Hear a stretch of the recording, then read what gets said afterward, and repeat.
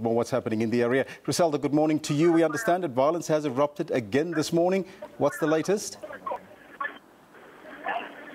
Well, indeed, violence did erupt here in Bekkersdal again this morning. At the moment, police are trying to evacuate one of the foreign nationals who's believed to have shot one of the community members with what we think at the moment is a 9mm pistol. It is a live ammunition that he was shot with. The police are trying to evacuate him to safety. He's just jumped into the police nyala at the moment, a Somali national who's just been put into a nyala.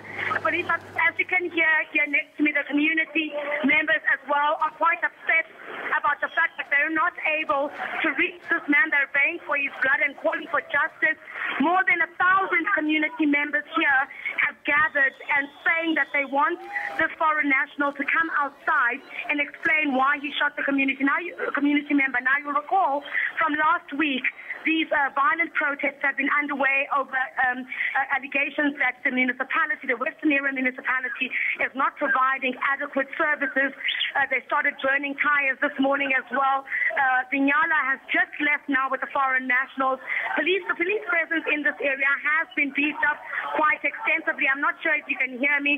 Community members are busy banging and screaming on the streets here in Bekkersdal as the Nyala leaves, taking the foreign nationals to the police station. We understand that the community member was shot in his leg and has since been taken to hospital by one of the journalists in the area. Police did also fire tear gas this morning to try and disperse the crowd. They've also barricaded the road with stones.